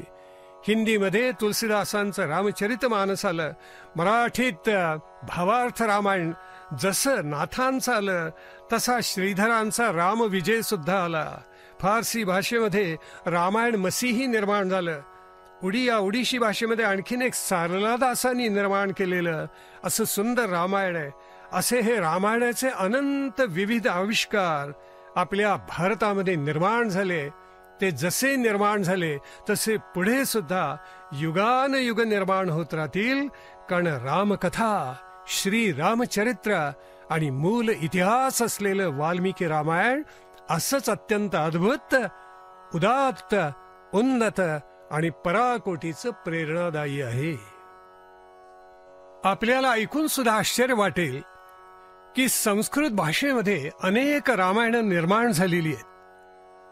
समृत्त रामायण, अगस्त्य रामायण, लोमश रामायण, मंजुल रामायण, पद्म रामायण, सुवर्चस रामायण, मणिरत्न रामायण, सौर रामायण, रहस्य रामायण, स्वयंभुव रामायण, महामाला रामायण, देव रामायण, मयंद रामायण, सुब्रह्म रामायण, श्रवण रामायण, सौहार्द रामायण, दुरंत रामायण, महारामायण, चंपू रामायण, चांद्र रामायण, अध्यात्म रामायण, अरुण रामायण, नारद रामायण, अगस्ती रामायण, सार रामायण, हनुमद रामायण, देह रामायण, वृत्त रामायण, ब्रह्म रामायण, बृहद रामायण, आगम रामायण, पद्म रामायण, अवधूत रामायण, श्वेतकेतू रामायण, क्रौंच रामायण, भरत रामायण, जैमिनी रामायण, जटायु रामायण, भारत रामायण, पौलस्त्य रामायण, विभीषण रामायण, नल रामायण, विश्वामित्र ऋषींचं रामायण, सुतीक्ष्ण रामायण, नील रामायण, सुग्रीव रामायण, व्यासोक्त रामायण, कपिल रामायण, बकदालभ्य रामायण, भविष्योत्तर रामायण, आत्मधर्म रामायण, कालिका रामायण, कुमार रामायण, वरद रामायण, भागवत रामायण, भार्गव रामायण, स्कंद रामायण, औष्य नस रामायण, व्यासोक्त, कपिल, कली आणि मैंद रामायण, ब्रह्मवैवर्तक रामायण, कूर्म रामायण, नाटक रामायण, शुक रामायण, शेष रामायण, जांबवंत रामायण, दुर्वासा रामायण, ब्रह्मांड रामायण, सूर्य रामायण, हरिवंश रामायण, इतकंच काय सनतकुमार रामायण, नरसिंह रामायण, अंबिका रामायण, जैन रामायण, मार्कंडेय रामायण, लिंग रामायण, वरुण रामायण, बोधकारक रामायण, गणेश रामायण, वायू रामायण, माहेश्वर रामायण, गरुड रामायण, रवी रामायण, पाराशर रामायण, वामन रामायण, श्रीरंग रामायण, ईश्वर रामायण, शिवरामायण, विष्णू रामायण, भरद्वाज रामायण, धर्म रामायण, आश्चर्य रामायण, मारुती रामायण, अत्री रामायण, आचार्य रामायण, किती म्हणून आपल्याला सांगावीत. आनंद रामायणामध्ये, मनोहर कांडात तर अनेक रामायणांचा मुद्दाम उल्लेख केलेला सुद्धा आपल्याला मिळतो. रामकथेनं असं केवळ भारतालाच व्यापलेलं आहे असं नव्हे, सगळ्या जगामध्ये रामकथा आता अत्यंत लोकप्रिय झालेली आहे. प्रथमतः रामायणाचा इंग्रजी अनुवाद झाला परदेशी भाषांमध्ये. तो पहिल्यांदा विल्यम केरी आणि जोशुआ यांनी 1805 ते 1810च्या कालखंडामध्ये आपल्या वाल्मिकी रामायणाचा अनुवाद इंग्रजी भाषेमध्ये, आंग्ल भाषेमध्ये केला. त्याच्यानंतर श्लेगेने जर्मन भाषेमध्ये अनुवाद केला, गोरेसिओने इटालियन भाषेमध्ये अनुवाद केला. आज चीन, जपानी भाषा, सगळ्या जगात जितकी म्हणून राष्ट्र आहेत त्या जवळजवळ प्रत्येक भाषेमध्ये वाल्मिकी रामायणाचा अनुवाद झालाय. केवळ अनुवादच नव्हे तर वाल्मिकी रामायणाचा सांगोपांग अभ्यास सुद्धा परदेशातल्या अनेक नामवंत विद्यापीठामध्ये चालू आहे. रामकथा समर्थांनी म्हटल्याप्रमाणे अशी ब्रह्मांड भेदून पैलाड निघालेली आहे. रामकथेचं सामर्थ्यच असं अद्भुत आहे. ज्या रामकथेचं असं वैभव आहे, ज्या रामायणाचा प्रभाव असा सगळ्या जगावर पडलेला आहे, त्या रामायणाचा नेमका कालखंड तरी कोणता? काही दुष्ट टीकाकार म्हणतात की मुळामध्ये हा इतिहासच नाही, हे केवळ महाकाव्य आहे. महाकाव्य असल्यामुळे इतिहासाच्या दृष्टीनं याला कोणतंच स्थान देण्यात येणार नाही. ही निवडणारे उच्च विद्याविभूषित भारतामध्ये काही कमी नाही आहेत म्हणा. आता गंमत अशी आहे की हा इतिहास आहे, वाल्मिकी रामायण हा इतिहास आहे, याचा सुस्पष्ट उल्लेख स्वतः वाल्मिकी महर्षींनी युद्धकांडाच्या अखेरीस वाल्मिकी रामायणामध्येच केलेला आहे. ते म्हणतात, पूजयश्च पठश्चैनम इतिहासम पुरातनम. युद्धकांडाच्या 128व्या सर्गातली 114वा हा श्लोक स्पष्ट सांगतो की ज्याचं पूजन करावं, ज्याचं पठन करावं, जो कंठस्थ करावा, असा हा पुरातन अत्यंत प्राचीन इतिहास आहे. आणि महर्षी वाल्मिकी म्हणतात, मी तो स्वतः ग्रथित केलेला आहे. आणखीन एक महत्वाचं आपल्या लक्षात आलं का की कोणत्याही काल्पनिक व्यक्तीची जयंती कधीही साजरी केली जात नाही. जगात याला एकही अपवाद आपल्याला सापडणार नाही. जी ऐतिहासिक व्यक्तिरेषा आहे, जी ऐतिहासिक व्यक्तिरेखाच आहे, त्याच व्यक्तीची जयंती जगामध्ये साजरी केली जाते. आणि आपल्याकडे रामनवमी आणि कृष्णाष्टमी ही संपन्न केली जाते, साजरी केली जाते. याचा अर्थच असा की ते दोन्ही लोकोत्तर युगावतार ऐतिहासिक महापुरुष आहेत. ज्या प्रभू रामचंद्रानी आणि भगवान श्रीकृष्णाने भारतीय हिंदू संस्कृतीचं वस्त्र विणलं, त्या दोघांची चरित्र केवळ अद्भुत आहे. रामाने उत्तर दक्षिण जोडून टाकलं. हिमालयाच्या पायथ्यापासून लंकेपर्यंत हा दाशरथी राम आहे आणि द्वारकेच्या द्वारकाधीशापासून पुरीच्या जगन्नाथापर्यंत भगवान श्रीकृष्ण आहे. आमच्या हिंदू धर्माचं, भारतीय संस्कृतीचं अद्भुत भरजरी वस्त्र त्याचे उभे धागे प्रभू रामचंद्रांचे आणि आडवे धागे भगवान श्रीकृष्णांचे आहेत. ते अजर आहेत, ते अमर आहेत, ते अक्षय आहेत आणि काळाला पुरून उरणारे आहेत, अशी रामकथा कृष्णकथा आहे. श्री रामायणाचा कालखंड कोणता, असा प्रश्न आपण निर्माण केला. या प्रश्नाचं उत्तर शोधायचा प्रयत्न खरं तर अनेकांनी केलेला आहे. म्हणजे अगदी शकपूर्व 8.5 लाख वर्षांपासून इसवी 295 पर्यंत निरनिराळे कालखंड विद्वानांनी आणि संशोधकांनी दिलेले आहेत. मी आपल्याला गंमत सांगतो, किती मतमतांतर असू शकतात. विल्यम जोन्स म्हणतो की रामायणाचा कालखंड इसवी पूर्व 2029. हॅमिल्टनच्या मते तो इसवी पूर्व 950. वेंटलेचं दुःख असं आहे की रामायण काळ इसवी पूर्व 295 म्हणतो, म्हणजे इसवी पूर्व तर सोडाच, पण रामाला त्यांनी इसवी सनाच्या नंतर आणून ठेवलेलं आहे.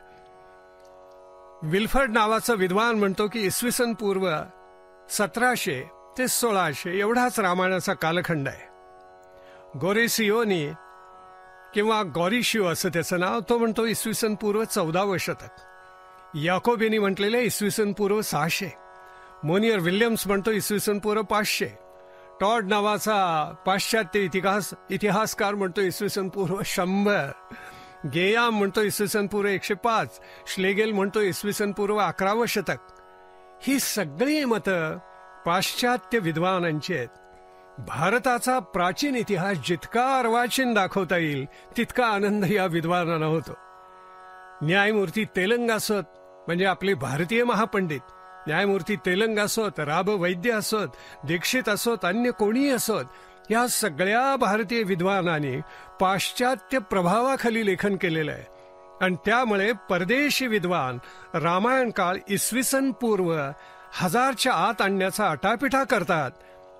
तथाकथित भारतीय विद्वानांनी सुद्धा तो काल तसाच मानलेला आहे. वस्तुतः रामायण आणि महाभारत या दोन्ही महाकाव्यांच्या अभ्यासामुळे दोन्हीचा कालखंड निश्चित करता येईल. हे केवळ महाकाव्य नाही आहे, महाकाव्यात लिहिलेला इतिहास आहे. महाभारतकार म्हणून महर्षी व्यासांचं नाव सर्वश्रुत आहे. धृतराष्ट्र, पांडू आणि विदुर हे त्यांचेच पुत्र आहेत, नियोग पद्धतीने निर्माण झालेले. महाभारतात स्पष्ट उल्लेख आहे, हे तिन्ही पुत्र लहानाचे मोठे झाल्यावर त्यांना पुढे पुत्र पौत्र झाले आणि ते 3 पुत्र म्हणजे धृतराष्ट्र, पांडू आणि विदुर हे निधन पावल्यानंतर, मृत्यू पावल्यावर महर्षी व्यासांनी या मनुष्यलोकात महाभारत नावाच्या इतिहासाची रचना केली. महर्षी व्यास स्वतः बद्रिकाश्रमात जाऊन हिमालयात राहिलेले होते आणि 3 वर्षामध्ये त्यांनी 1,00,000 श्लोकांचं अद्भुत महाभारत निर्माण केलं. या महाभारताची निर्मिती झाल्यानंतर जन्मेजय राजानं, म्हणजे परीक्षिताच्या मुलानं, सर्पसत्र ज्या वेळेला करायला प्रारंभ केला, त्यावेळेला व्यासांचं महाभारत या सर्पसत्रामध्ये, या यागामध्ये प्रवचन रूपानं श्रोत्यांना ऐकायला मिळावं अशी विनवणी केली. आणि अनेक ब्राह्मणांनी सुद्धा याच बाबतीत व्यासाला वारंवार विनवलं. या त्यांच्या विनवणीचा सन्मान करून यज्ञसभेतील सदस्यांच्या समवेत बसलेल्या व्यासांनी आपल्या जवळ बसलेल्या वैशंपायन नावाच्या शिष्याला यज्ञकर्मातील विश्रांतीच्या काळात महाभारत नामक इतिहास पुन्हा पुन्हा प्रेरणा झाल्यामुळे ऐकवला. प्रत्यक्ष महाभारताच्या आदिपर्वामध्ये हा स्पष्ट उल्लेख आहे. पहिल्या आदिपर्वात प्रथम अध्यायातील उल्लेख महत्वाचा आहे, कारण त्यात 2 अतिमहत्वाचे संदर्भ आहेत. ते मुद्दाम आपल्याला सांगतो. धृतराष्ट्र, पांडू आणि विदुर यांच्या निधनानंतर व्यासाने ग्रंथरूपात महाभारताची संहिता सिद्ध केली. आणि अर्जुनाचा पणतू जन्मेजय, म्हणजे ही परंपरा अर्जुन, अर्जुनाचा पुत्र अभिमन्यू, अभिमन्यूचा पुत्र परीक्षित आणि परीक्षिताचा पुत्र जन्मेजय, या जन्मेजयानं केलेल्या सर्पसत्राच्या वेळी ऋषींच्या विद्वानांच्या आग्रहामुळे महाभारताचा इतिहास व्यासांच्या आज्ञेनं वैशंपायन या त्यांच्या शिष्यानं सांगितला. महाभारताच्या युद्धात जे राजे सहभागी झाले होते त्यात श्रीरामांच्या वंशातील बृहद्बल नावाचा 30-32व्या पिढीतला राजा लढलेला होता. आश्चर्य म्हणजे तो पांडवांकडून न लढता कौरवांकडून लढला. केवढं आश्चर्य आहे. म्हणजे 30 पिढ्यांमध्ये रामाची जी पिढी, रामाचा जो सूर्यवंश आहे, त्या सूर्यवंशामध्ये नीतिमत्तेचा केवढा प्रचंड ऱ्हास झाला त्याचं ते द्योतक आहे. त्या 30 पिढ्या महाभारतामध्ये स्पष्ट सांगितल्यात. श्रीराम स्वतः प्रभू रामचंद्र, त्यांचा पुत्र कुश, मग अतिथी, निषध, नभ, पुंडरीक, क्षेमधन्वा, देवानिक, अनीह, पारियात्र, बल, स्थल, वज्रनाभ, खगण, विधुत्री, हिरण्यनाभ, पुष्प, ध्रुवसंधी, सुदर्शन, अनिवर्ण, शीघ्र, मरु, प्रसुश्रुत, संधी, अमर्षण, महस्वान, विश्वस्वाभ, प्रसेनजित, तक्षक आणि बृहद्बल अशा 30-32 पिढ्या या रामानंतर झालेल्या. एक पिढी साधारण 30 वर्षांची गृहीत धरली जाते. रामायणकालीन तर मानवाची आयुर्मर्यादा फार मोठी होती, त्याच्यामुळे ते एक पिढी किमान 50 वर्षांची धरायला हरकत नाही. याचा अर्थ 30 वर्ष, 30 पिढ्या गुणिले 50 वर्ष म्हणजे 1500 वर्ष झाली. अर्थात रामायणानंतर किमान 1500 ते 1800 वर्षांनी कुरुक्षेत्रावर युद्ध झालं. हे ऐतिहासिकदृष्ट्या आपोआप प्रस्थापित होतं. भगवान श्रीकृष्णांच्या अद्वितीय मार्गदर्शनाखाली हे युद्ध पांडवांनी जिंकलं आणि त्यानंतर युधिष्ठिर या संपूर्ण भारताचा सम्राट झाला. त्याच्या अधिपत्याखाली पांडवांनी या भारतावर 36 वर्ष रामराज्य केलं.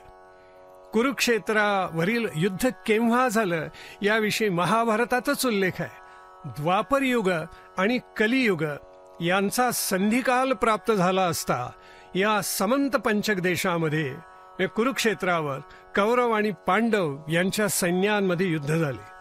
पांडवांनी 36 वर्ष राज्य केलं. त्यानंतर अभिमन्यू पुत्र परीक्षित यानं 60 वर्ष राज्य केलं. कुरुकुलाचे अमात्य जन्मेजयाला सांगतात, आपल्या वडिलांनी म्हणजे परीक्षितांनी येणेप्रमाणे 60 वर्षांपर्यंत प्रजेचे पालन केले आणि नंतर त्यांचा मृत्यू ओढवला आणि सर्व प्रजा दुःख सागरात बुडाली. अर्थ असा की कुरुक्षेत्राच्या युद्धानंतर 96 वर्षांनी जन्मेजय राजा झाला. कलियुगाचा आरंभकाल किंवा संधिकाल म्हणू आपण, महाभारताचा युद्धकाल आणि परीक्षिताचा जन्मकाल सर्व विद्वान संशोधक एकाच दिवशी मानतात आणि तो कलियुगाचा आरंभकाल आहे 8 फेब्रुवारी 3102. आता वर्ष चालू आहे 2017, म्हणजे आज कलियुग वर्ष आहे 5119. यालाच युधिष्ठिर शक असं आपल्याकडे म्हटलं जातं. या श्रीराम ते बृहद्बल अशी 30 पिढ्यांची किमान 1800 वर्षे मिळवली तर सामान्यपणे इसवी सन पूर्व 7000 वर्षे येतात. याचा अर्थ असा की 3102 कलियुगाचा आरंभकाल इसवी सन पूर्व अधिक 30 पिढ्यांचा कालखंड 1800 वर्षांचा आणि इसवी सन पूर्व संपून आता इसवी सन 217 यांची बेरीज केली तर ती येते 6119. याचा अर्थच असा झाला, याचा निष्कर्षच असा की रामायणाचा काल 7000 वर्षांपूर्वीचा ठरतो. रामायणातील एक महत्वाचा संदर्भ मी आपल्याला मुद्दाम सांगतो. राम आणि सीता यांचा विवाह ज्यावेळी निश्चित झाला, त्र्यंबक धनु ज्यावेळेला श्री रामचंद्राने आपल्या अलौकिक पराक्रमानं मोडलं, त्यावेळेला वसिष्ठांनी रघुकुलाचा संपूर्ण पट मांडला आणि 40 पिढ्यांचा इतिहास सांगितलेला आहे. ती परंपरा त्यांनी अशी सांगितलेली आहे, प्रथम ब्रह्मा, मग मरीची, कश्यप, विवस्वान, मनु, इक्ष्वाकु अर्थात अयोध्येचा पहिला राजा, नंतर कुक्षी, विकुक्षी, बाण, अनरण्य, पृथु, त्रिशंकू, धुंदुमार, यवनाश्व, मांधाता, सुसंधी, ध्रुवसंधी, प्रसेनजित, भरत, असित, सगर, असमंज, अंशुमान, दिलीप, भगीरथ, ककुत्स, रघु म्हणून तर तो रघुवंश, प्रवृद्ध, शंखण, सुदर्शन, अग्निवर्ण, शीघ्रग, मरु, प्रशुश्रुक, अंबरीश, नहुष, ययाती, नाभाग, अज आणि दशरथ. दशरथाचे 4 पुत्र म्हणजे श्रीराम, भरत, लक्ष्मण आणि शत्रुघ्न. म्हणजे श्रीरामांपूर्वी 39 पिढ्यांचा म्हणजे किमान 1900 ते 2000 वर्षांचा कालखंड आहे. या सूर्यवंश परंपरेतील नहुष आणि ययाती चंद्रवंशातील नहुष ययातीहून भिन्न आहेत, हे मात्र लक्षात ठेवलं पाहिजे. वरील जवळजवळ 7000 वर्ष अधिक 1950 किंवा 2000 वर्ष म्हणजे 8-9 हजार वर्ष रामायणाचा कालखंड मागे जातो. बृहत बलापासून जो कुरुक्षेत्रात लढलेला होता तो त्याच्यापासून चंद्रगुप्त मौर्यापर्यंत आणि 39-40 पिढ्या गेलेल्या आहेत. म्हणजे पहिल्या रघुवंशाच्या 39 पिढ्या, बृहत बलापर्यंतच्या 30 पिढ्या आणि तिथून पुढे चंद्रगुप्त मौर्यापर्यंतच्या आणि 39 पिढ्या, अशा 108 पिढ्या होतात. एका पिढीचा कालखंड 50 वर्ष धरला तर 5400 वर्ष झाली. इसवी सन पूर्वची मागे उरलेली 100 आणि आत्ताची 2017, गणित कसंही मांडलं तरी रामायणाचा कालखंड किमान 7 ते 8 हजार वर्ष इसवी सन पूर्व जातो, यात काहीही शंका नाही. रामायण असं अद्भुत आहे, रामचरित्र असं अद्वितीय आहे, उत्तुंग आहे, आदर्श आहे आणि म्हणूनच अनेकांच्या पोटात दुखतं. विशेष करून परदेशी लोकांना याचं फार वाईट वाटतं. श्रीरामचरित्राचा प्रभाव अवघ्या विश्वावर आहे. लोकोत्तर त्यागाचं, अलौकिक पराक्रमाचं आणि सर्वोच्च जीवन मूल्यांचं हे चरित्र मानवाला थक्क करतं. पण हे सत्य म्हणून स्वीकारायला मोठं मन लागतं. गोऱ्या माणसाची पोटदुखी तिथंच आहे. ख्रिस्ताचा जो जन्म आहे तो इसवी सन पूर्व आणि इसवी सन या संधी कालावर आहे. हिंदू वैदिक धर्म इसवी सन पूर्व सहस्रावधी वर्ष विश्वात पसरलेला होता आणि मानवी जीवनाची अनेक क्षेत्र हिंदूंनी परोत्कर्ष साधून गौरवाप्रत नेलेली होती. गोऱ्या माणसाचं खरं दुःख इथेच आहे. ख्रिस्तापूर्वी या भूतलावर काही सुसंस्कृत असणं शक्यच नाही असा त्यांचा विकृत अट्टहास आहे. म्हणूनच Max Muller, Camille Bulcke, Weber, Hopkins, Jacobi यांचे पासून जैन, बौद्ध ते थेट डॉक्टर नवलेकर किंवा वेंडी डॉनिजेर यांच्यापर्यंत अनेकांनी रामायणाचं विकृतीकरण करण्याचा अश्लाघ्य प्रयत्न केलेला आहे आणि रामायणावर अनेक आक्षेप घेतलेले आहेत. त्या सर्व विकृत आणि निराधार आक्षेपांचं खंडन वाल्मिकी रामायणाच्या आधारानेच करता येतं. कारण महर्षी वाल्मिकी श्रीरामांचे समकालीन प्रज्ञावंत आहेत. याचा अर्थ असा झाला की प्रत्यक्ष रामचरित्र बघून त्यांनी तो इतिहास ग्रथित केलेला आहे. आय विटनेस अकाउंट आहे. म्हणून या वाल्मिकी रामायणाला विशेष स्थान आहे. रामायणावर पहिला आक्षेप असा घेतला जातो की रामायण इतिहास नाही, केवळ कवी कल्पना आहे. रामायण काव्य आहे. याचं खंडन सहज करता येतं. प्रभू रामचंद्र आणि रामायण म्हणजे हिंदू धर्म, हिंदुस्थानी संस्कृतीचा केंद्रबिंदू आहे. आपल्या भारतीय सरकारनं आपल्याला मुद्दाम सांगतो, रामसेतूचा नाश करण्यासाठी अगोदरच्या सरकारनी, आत्ताच्या नव्हे, रामायण ऐतिहासिक नाहीत असं प्रतिज्ञापत्र न्यायालयाकडे दाखल केलेलं होतं आणि हिंदू संस्कृतीच्या सर्वोच्च श्रद्धास्थानावरच घाव घातला होता. वस्तुतः प्रभू रामचंद्र हे ऐतिहासिक युगपुरुष आहेत आणि रामायण हा इतिहास आहे हे सप्रमाण सिद्ध करता येईल. मगाशीच मी उल्लेख केला की पूजयश्च पठश्चैनम इतिहासम पुरातनम असा स्पष्ट उल्लेख स्वतः महर्षी वाल्मिकींनी केलेला आहे. हा पहिला पुरावा. दुसरा पुरावा ज्याचा उल्लेख आपण केला की कोणत्याही काल्पनिक व्यक्तीची जयंती जगात कुठेही साजरी होत नाही. याचा अर्थच असा, श्रीराम ऐतिहासिक महापुरुष आहेत. तिसरा पुरावा असा की श्रीरामांचं जन्मस्थळ अयोध्या आजही आहे. अनीतिमान आणि दुराचारी रावणाचा वध करून श्रीरामाने जिंकलेली लंका आजही विद्यमान आहे. चौथा पुरावा असा की रामायणात वर्णन केलेली बहुसंख्य स्थळं आजही आहेत. गंगा, सरयू, सरस्वती, गोदावरी, महानदी, कावेरी, कृष्णा, नर्मदा, ताम्रपर्णी, सिंधू, गोमती, चंद्रभागा, इरावती, चंद्रभागेला चिनाब म्हणतात, इरावतीला रावी म्हणतात, विपाशाला व्यास म्हणतात, वितस्ता झेलम म्हणतात, शरदंडा, शतद्रूला सतलज म्हणतात. या सगळ्या नद्या आजही भारतामध्ये आहेत. नैमिषारण्य, पंचवटी इत्यादी पवित्र स्थळं आजही भारतात आहेत. मानस सरोवरासारखी अद्वितीय जलाशय ज्याचा उल्लेख रामायणात आहे ती आजही भारतात आहेत. कुरुक्षेत्र, सौराष्ट्र, काशी, मगध, बिहार, कलिंग, विदर्भ, अवंती इत्यादी प्रांत आजही भारतात आहेत. मथुरा, तक्षशिला, कामरूप, माहिष्मती म्हणजे आसाम आणि माहेश्वर या नगरी, या सर्वांचे सुस्पष्ट उल्लेख रामायणामध्ये आहेत. ती सगळी नगरं, ती सगळी जनपद आजही भारतामध्ये आहेत.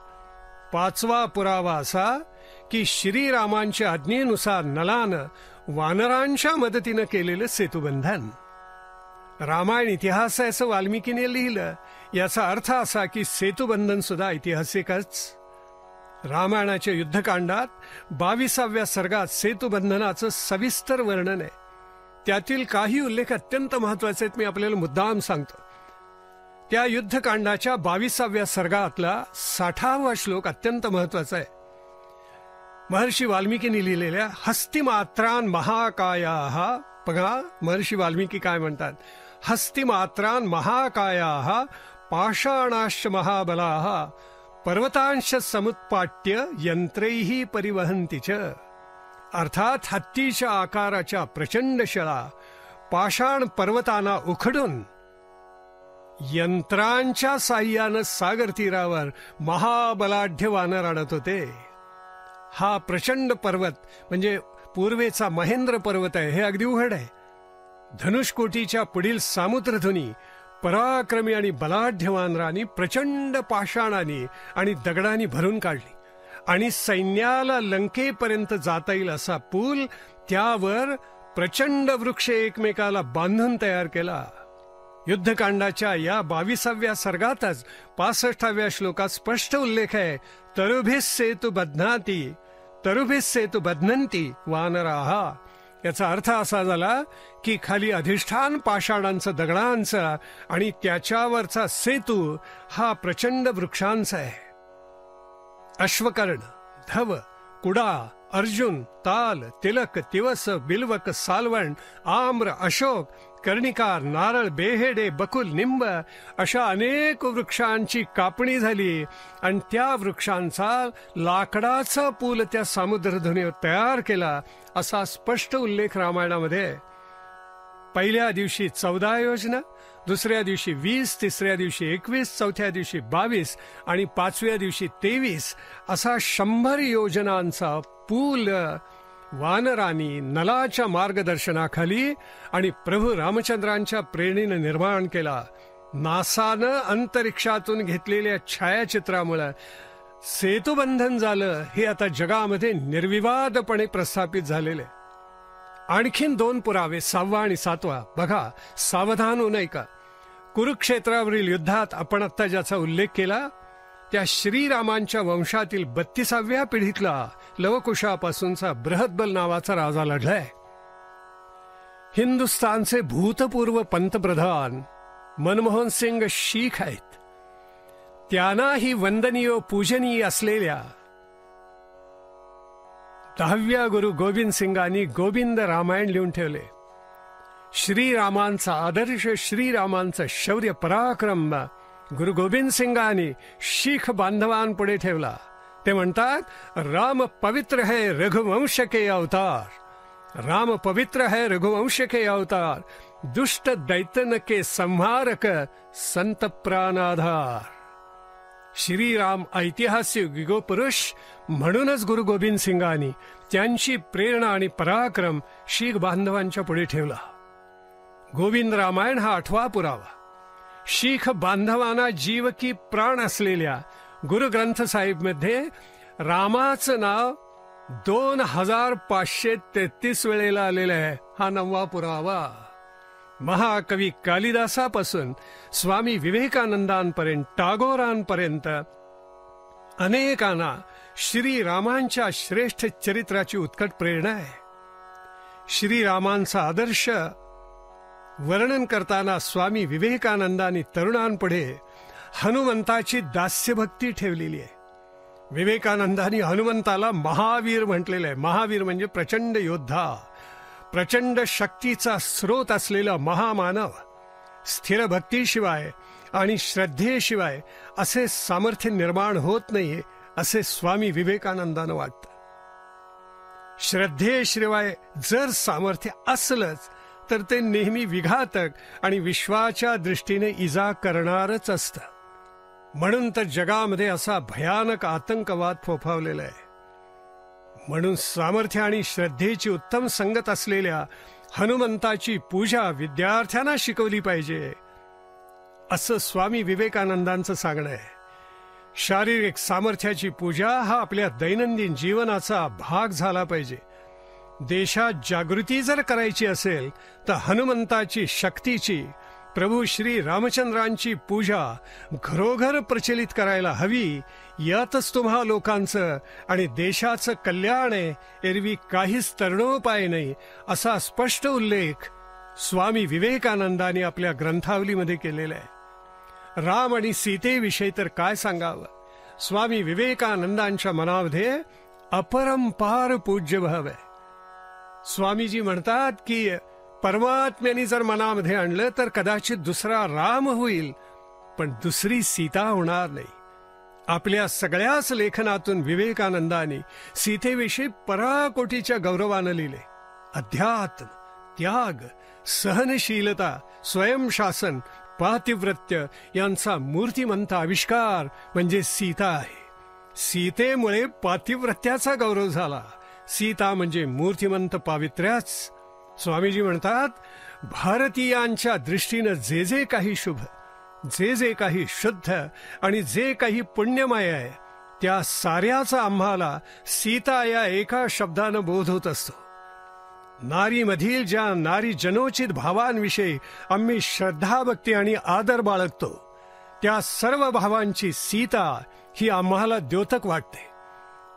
एखादा सत्वस्थ ब्राह्मण ज्यावेळी स्त्रियांना आशीर्वाद देतो त्यावेळी मुली तू सीतेप्रमाणे हो असंच म्हणत असतो. बालिकेलाही आशीर्वाद देताना सीतेच्याच नावाचा उच्चार होत असतो. भारतीय स्त्रिया स्वतःला सहिष्णुतेची मूर्ती, पतिपरायण, विशुद्ध स्वभाव अशा जगन्माता सीतेच्या कन्या समजत असतात. स्वामीजी म्हणतात, जे जे म्हणून शुद्ध, उदात्त, पवित्र आहे त्याचं सीता हे भारतातलं प्रतीक मानलं जातं. स्त्रियांच्या ठाई जे विशेष गुण असतात त्यांचंही सीता प्रतीक आहे. सीता ही सहनशील, चिरदुःखी, एकनिष्ठ आणि शुद्ध चारित्र्याची पत्नी होती. तिनं इतकं एवढं दुःख सोसलं तरी तिच्या मुखातून रामाविषयी एकही कटू शब्द निघाला नाही. सीतेनं दुःखाचा कधी बदला घेतला नाही. स्वामीजी स्त्रियांना म्हणत, तुम्ही सीतेसारख्या व्हा. सीताराम किंवा शिवपार्वती यांच्या विशुद्ध भक्तीची शिकवण आपल्या स्त्रियांना द्यायला पाहिजे असं स्वामी विवेकानंदांचं पराकोटीचं स्पष्ट आणि स्वच्छ मत होतं. बुद्धिनिष्ठ विवेकानंदांनी श्रीराम, सीता, हनुमान यांचा आदर्श या व्यक्तिरेखा ऐतिहासिक म्हणून उद्घोषित केला हे उघड आहे. हा 10वा पुरावा झाला. ज्या काळात रामायण घडलं त्यावेळी इतिहासाची नोंद काव्यात होत असते, म्हणून रामायण हा महाकाव्यात ग्रथित केलेला इतिहास आहे. श्रीराम आणि श्रीरामायण दोन्ही हे ऐतिहासिक वास्तव आहेत. वरील पुरावे आणि प्रमाण आता मी तुम्हाला जी दिली ती खरं तर केवळ पुरेशी नाही, अधिकच दिलेली आहेत. रामायण हा आपला निर्विवादपणे अत्यंत प्रभावशाली असा इतिहास आहे. आपल्या भारतीय संस्कृतीमध्ये 3 राम झाले. कोणते? एक भार्गवराम, दुसरा यादवराम आणि तिसरा राघवराम. भार्गवराम म्हणजे अर्थात परशुराम, यादवराम म्हणजे बलराम आणि राघवराम म्हणजे प्रभू रामचंद्र. तिन्ही रामांचं कर्तृत्व मोठंच आहे, पण त्यातही प्रभू रामचंद्र हे भारताला आणि परशुराम चिरंजीव होऊन या संपूर्ण राष्ट्राला ललामभूत झालेत. मुंबईत घडलेला एक प्रत्यक्ष प्रसंग आपल्याला मुद्दाम सांगतो. रामायणावर मोठी चर्चा झालेली होती. आपल्या हिंदूंच्या सौभाग्यानं स्वातंत्र्यवीर सावरकर त्या सभेचे अध्यक्ष होते. काही पंडितांनी आपापली मतं मांडली आणि एका पाश्चात्य पंडितांनी असा उल्लेख केला की भारताचं रामायण आणि परदेशातलं इलियड आणि ओडिसी याच्यामध्ये काय भेद आहे? एका स्त्रीसाठी दोन्हीकडे महायुद्ध झालेली आहेत. स्वातंत्र्यवीर ज्यावेळेला बोलायला उठले त्यावेळी त्यांनी स्पष्ट उल्लेख केला की या विद्वान पंडितांना इतकं तरी कळलं पाहिजे की हेलन स्वतः विवाहित असून सुद्धा त्या पॅरिस नावाच्या ट्रॉयच्या राजपुत्राबरोबर स्वेच्छेनं पळून गेली. तिनं व्यभिचार केला आणि सीता तिच्या इच्छेविरुद्ध बळजबरीनं रावणाने पळवून नेली. तिचं अपहरण केलं गेलं. एवढा भेद जरी या पंडितांना कळला तरी रामायण आणि इलियड याच्यामध्ये काय भेद आहे तो त्यांच्या लक्षात येईल. राम आणि सीता यांच्या चरित्राला खरोखर तोड नाहीये. आता गंमत अशी आहे की श्रीराम आणि श्रीरामकथा देदीप्यमान इतिहास आहे हे सांगून झालं. मी तर अनेक वेळेला या प्रवचनात उल्लेख केलाय. रामायण घडलं त्याला आता हजारो वर्ष लोटली. त्याचा आता काय उपयोग असं काही तरुण तरुणी म्हणतात. त्यांनाही थोडकं सांगितलं पाहिजे आणि उत्तर दिलं पाहिजे, कारण या श्रोतृवर्गामध्ये तरुण तरुणींचा भरणा मोठा आहे. महाविद्यालयीन अनेक तरुण तरुणी मला दिसत आहेत माझ्या समोर बसलेले. त्यांच्या आशंकेचं उत्तर दिलं पाहिजे. त्यांच्या संशयाचं, मनामध्ये असलेल्या संशयाचं निराकरण आपल्याला केलं पाहिजे. आपण असं ध्यानात घ्या की केवळ मानवी जन्म मिळाला म्हणून मनुष्य होता येत असं नाही.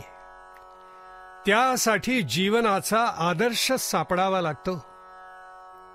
तो आदर्श जगण्यासाठी पुरुषार्थाची कास धरावी लागते. पुरुषार्थाला सद्गुणांचं अधिष्ठान लागतं आणि सद्गुणासाठी जीवन मूल्य शिरोधार्य करावी लागतात. मानवी जीवनाला सात्विक हेतू आणि सात्विक महत्वाकांक्षा लागते. ती आपोआप कधीही निर्माण होत नाही. त्यासाठी अजरामर अशा श्रेष्ठ इतिहासाचा मागोवा घ्यावा लागतो. तो श्रेष्ठ इतिहास म्हणजे प्रभू रामचंद्रांचं चरित्र आहे. मनुष्याचा जन्म केवळ आहार, निद्रा, भय आणि मैथुन एवढ्यापुरता मर्यादित नाही. हे तर पशुही निसर्गतः करतात. मानवी आयुष्यात उन्नत होण्यासाठी शारीरिक, मानसिक, वैचारिक आणि आध्यात्मिक अशा जीवन मूल्यांची क्रमशः प्रगल्भ उभारणी करावी लागते. अशी श्रेष्ठ जीवन मूल्य आपल्याला श्रेष्ठतर अशा चरित्रात सापडतात. भारताचं भाग्य असं आहे की प्रभू रामचंद्र त्रेतायुगामध्ये, भगवान श्रीकृष्ण द्वापर युगामध्ये आणि छत्रपती शिवराय कलियुगामध्ये अशा 3 युगपुरुषांचे उत्तुंग आदर्श तरुण तरुणीनं तुमच्या पुढे आहेत. त्यांची चरित्र केवळ हिंदूंनीच काय पण जगानं शिरोधार्य करावी अशी आहेत. सामान्य, मध्यम, असामान्य आणि अवतारी अशा 4 गटात मानवांना विभागता येतं. 70-75 मानव सामान्यच असतात. 70-75%. 10 ते 15% मध्यम असतात. 7-8-9% असामान्य असतात आणि कोटी कोटी अब्जावधीमध्ये एखादाच अवतारी युगपुरुष असतो, जसा प्रभू रामचंद्र. आज हजारो वर्ष श्री रामकथा भारतात शिरोधारी आहे. मला सांगा हे कशाचं द्योतक आहे? वाल्मिकी रामायणामध्ये महर्षी वाल्मिकींनी वर्णन केले त्या 4 पुत्रांमध्ये वंशध्वजच की काय असा ज्येष्ठ पुत्र राम पित्याला आनंद देणारा होऊन ब्रह्मदेवाप्रमाणे सर्व प्राण्यांना अत्यंत प्रिय झालेला होता, मान्य झालेला होता. ते सर्वही राजपुत्र वेदवेत्ते आणि शूर असून सर्वही लोकहिताविषयी तत्पर होते आणि त्याचप्रमाणे सर्वज्ञ ज्ञानी असून सर्व गुणीही होते. चौघांमध्ये महातेजस्वी आणि अमोघ पराक्रमी असा राम निर्मल चंद्राप्रमाणे सर्व लोकांना प्रिय होता. इतकंच काय, गजारोहण, अश्वारोहण, रथचर्या यामध्ये तो अत्यंत निपुण होता. वयाच्या 15व्या वर्षी विश्वामित्रांबरोबर घनदाट भयावह अरण्यात गेलेल्या श्रीरामानी ताटका राक्षसीचा वध केला, सुबाहुला ठार केले, मारीचाला भिरकावून दिलं, अहल्येचा उद्धार केला, अजिंक्य असं त्र्यंबक धनुष शिवधनुष्य मोडलं, परशुरामांचा पराभव केला आणि तोही केवळ वय 15 असताना. आज 15 वर्षांची मुलं काय करतात तेवढं पहा म्हणजे झालं. श्रीरामानं सख्ख भावंड नाही, तुमच्या लक्षात आले का? भरत, लक्ष्मण, शत्रुघ्न ही सगळी सावत्र भावंड आहेत, पण सख्खी भावंड काय करतील परस्परांवर? असं उत्कट प्रेम श्रीरामानी या सावत्र भावंडांवर केलं. सावत्राईच्या वचनासाठी 27-28 वर्षांच्या श्रीरामानी यौवराज्याभिषेकाच्या दिवशीच 14 वर्षांचा वनवास स्वीकारला. हे किती भयानक आहे याचा विचार तुम्ही तुमच्या मनाशी करा. आज एका स्क्वेअर सेंटीमीटरसाठी सख्खे भाऊ एकमेकांचे गळे घोटतात. भरतासाठी, आपल्या सावत्र भावासाठी संपूर्ण राज्याचा त्याग श्रीरामानी केला.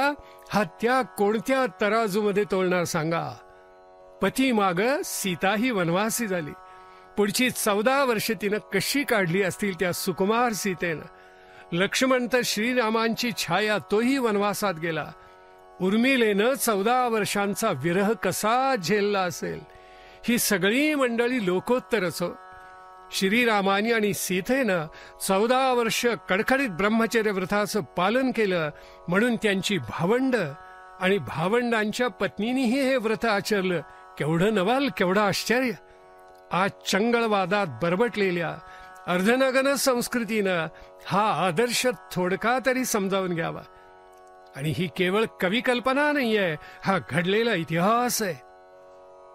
श्रीरामानी वनवासात केवळ कंदमुळ फळ सेवन केली. 14 वर्ष ते कोणत्याही नगरात गेले नाहीत, भोजन केलं नाही. वनवासाचं व्रत त्यांनी कठोरपणे सत्कारणी लावलं. अनेक तामसी राक्षसांना कंठस्नान घातलं. श्रीरामानी सीतेला सांगितलं, क्षत्रियैर धार्यते चापो नार्थ शब्दो भवेदिती.